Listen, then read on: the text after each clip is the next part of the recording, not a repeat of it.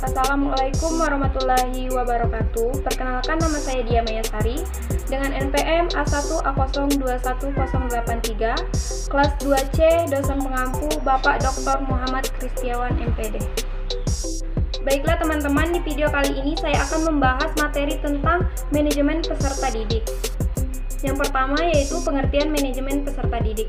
Manajemen adalah suatu proses yang dilakukan agar suatu usaha dapat berjalan dengan baik, memerlukan perencanaan, pemikiran, pengarahan, dan pengaturan, serta menggunakan atau mengikut-sertakan semua potensi yang ada baik profesional maupun material secara efektif dan efisien. Peserta didik adalah orang atau individu yang mendapatkan pelayanan pendidikan sesuai dengan bakat, minat, dan kemampuan agar tumbuh dan berkembang dengan baik, serta mempunyai kepuasan dalam menerima pelajaran yang diberikan oleh pendidiknya. Yang selanjutnya yaitu tujuan, fungsi, dan prinsip manajemen peserta didik. Yang pertama, tujuan manajemen peserta didik adalah mengatur kegiatan-kegiatan peserta didik agar kegiatan tersebut menunjang proses pembelajaran di lembaga pendidikan sekolah lebih atau lanjut proses pembelajaran tersebut dapat berjalan dengan lancar, tertib, dan teratur sehingga dapat memberikan kontribusi bagi pencapaian tujuan sekolah dan tujuan pendidikan secara keseluruhan.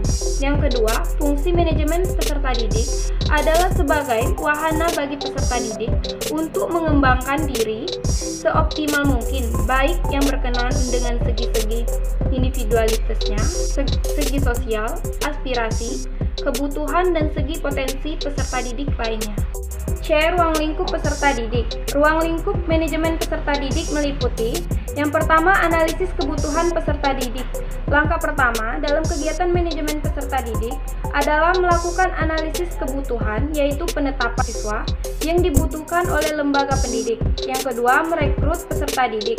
Merekrut peserta didik di sebuah lembaga pendidikan pada hakikatnya adalah merupakan proses pencarian, menentukan, dan menarik pelamar yang mampu untuk menjadi peserta didik di lembaga pendidikan yang bersangkutan. Yang ketiga, seleksi peserta didik. Seleksi peserta didik adalah kegiatan pemilihan calon peserta didik untuk menentukan diterima atau tidaknya calon peserta didik menjadi peserta didik di lembaga pendidikan tersebut berdasarkan ketentuan yang berlaku. Penempatan peserta didik atau pembagian kelas. Menurut William Algenger, dalam pengelompokan peserta didik dapat dilaksanakan: A. Fungsi integrasi, yaitu pengelompokan ini didasarkan menurut jenis kelamin, umur, dan sebagainya.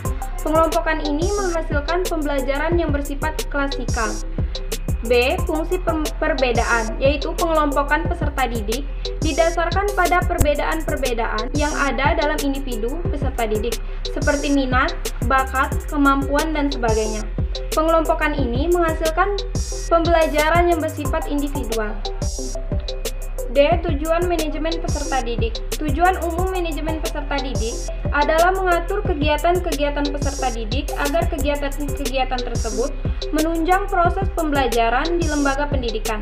Lebih lanjut, proses pembelajaran di lembaga tersebut dapat berjalan dengan lancar, tertib, dan teratur, sehingga dapat memberikan kontribusi bagi pencapaian tujuan sekolah dan tujuan pendidikan secara keseluruhan. Prinsip-prinsip manajemen pendidikan.